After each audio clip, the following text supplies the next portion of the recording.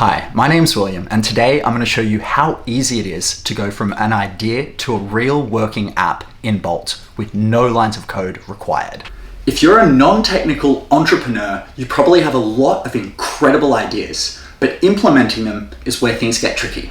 Well, I have some great news for you. Hiring developers, spending weeks and thousands of dollars is now a thing of the past. The beauty of Bolt is you can go from idea to live product in a matter of minutes. We're going to build a fully functional to-do list app. Your users will be able to sign up and create tasks in real time and connect this to a remote database. After this, we'll deploy it live for the world to see.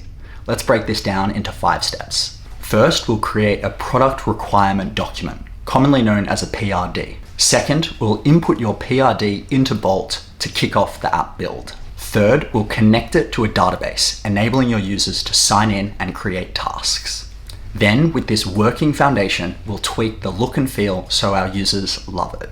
Finally, we'll deploy it live and share what we've built with our audience. Let's dive in. Step 1, let's create our PRD. Now, this is an important first step, so it's necessary to get it right. Fortunately, Bolt has some fantastic resources. They have the Build Your First App section. Also, we can look at how to prompt effectively. Also, the community has created some great guides on Notion, and there's also even a custom GPT that we can reason with if we'd like to. So I'll show you my initial prompt. Now, we need to make the first decision if it's just going to be a web application or it's going to be a web and mobile application. I've chosen web just because it's a little bit simpler. Here are some industry standard frameworks. Feel free, you don't need to know too much about these for now. You can just copy them if you'd like. So now I'm going to copy this whole initial prompt. Notice I've written out some of the core features and some notes about it as well. And we're going to paste this into our prompt builder here and use the enhance prompt feature to make it even better. Now we're just going to read through this and make sure we're happy with the sound of it. Step 2, let's kick off the app build. Now, if you've already created designs in Figma, you can import them using this button. Also, if you've got an existing GitHub project with code, you can import it like this as well. We don't have either of those, so let's use this initial prompt, which we'd enhanced to kick off the build. We click this button here. So here's the interface that you'll become accustomed with. On the left-hand side, we have the prompt panel. It shows you all the work that Bolt is doing and all the decisions that it's thinking through. Underneath that is where we can input our prompts. On the right-hand side, we can see all of the code that it's creating. We can also swap over to preview if we want to directly look at the app. So now it's finished creating the initial build of the app and it's asking us for a database connection. Now, because we created a great initial prompt, we didn't get any problems. But if you do get any issues, fortunately, there's a feedback loop. So it'll show you a button saying there's been a problem detected and you can click the button to attempt the fix. Now, this sends the errors back into Bolt and it's able to change the code to accommodate for these errors. Sometimes you might need to do this a few times, especially in a complicated project, but each time it should get closer and closer to resolving the issue. Once that's finished working, we're ready to connect Supabase. So this is a fantastic free low latency database which uses Postgres. So it's a relational database. It uses tables and properties and columns, and it's a really simple way to implement a database into your project. Once we've done that, we'll just jump straight across back into Bolt. In the top right, you'll see integrations. We click this, we'll select Supabase. Now we need to authorize API access, and we're going to authorize Bolt. Now, once it says Supabase successfully connected, we can jump back in and either connect an existing project or we're going to create a new one. So now we can see Bolt is connected to Supabase, it's created the project, it's set up authentication, created the database, and finalized the setup. Now you'll see every now and then a Supabase migration, and it wants us to create a to-do application schema. So we're going to press Apply Changes. Basically what that does is it tells Supabase the data schema that we want the database to use so that Bolt knows how to input data into the database. Once this is connected, we'll go into Supabase, refresh our projects. You can see the to-do list app now shows up. We'll come into the table editor. You'll notice that to-dos has been created as its own table in the public schema. Let's change over to the auth schema, and we're going to look at the users table, and you'll see that we don't have any users just yet.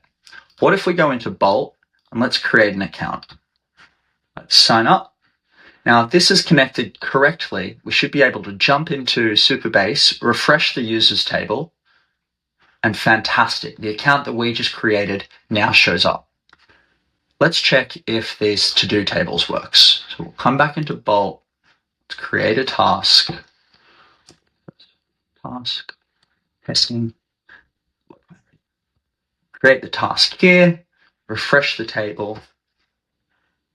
Fantastic. We can see that the task we just made shows up in the database. Now we're going to test that we can edit it.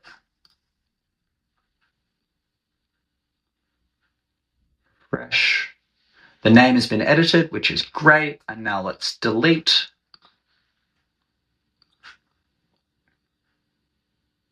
Great, so our database is working. So another good thing to check is that these tasks are privately saved to each user. So we're going to sign out of this email address and sign in with a new one.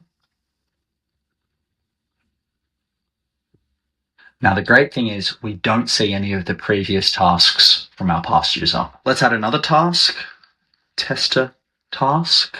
We'll go to our public schema, look at our to-dos. This tester task actually has a different user ID. So it means that this to-do task has now been saved in a different user ID.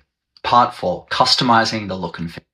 We can prompt pretty much anything from a useful feature to the look and feel of the app. So let's add a sort by button to start off with. Let's enhance this prompt. Let's send this off. And just like that, it's added a sort by option so we can filter our tasks. This might need a little bit of tweaking, but you get the gist that you can basically prompt any interface changes you'd like. Another fantastic thing about Bolt is it can use multimodal inputs. So I'm going to come over to this file with a bunch of different color schemes, and I like this one. We can take a screenshot, and then we can use this screenshot in Bolt. I've added completion animations, also sorting by completion date, etc. Step 5, once you're happy with the user interface, we're ready to publish. So it's super simple. We'll come up to the publish button, press publish, let Bolt do its thing. And just like that, our site has been successfully published. We can view it here.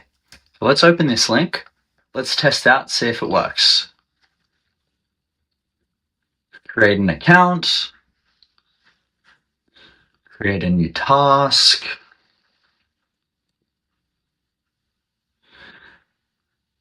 Looks like it's working fantastic. So just like that, we've published our app to this link, connected to a real database, and now we can share this link with anybody and they can use our app.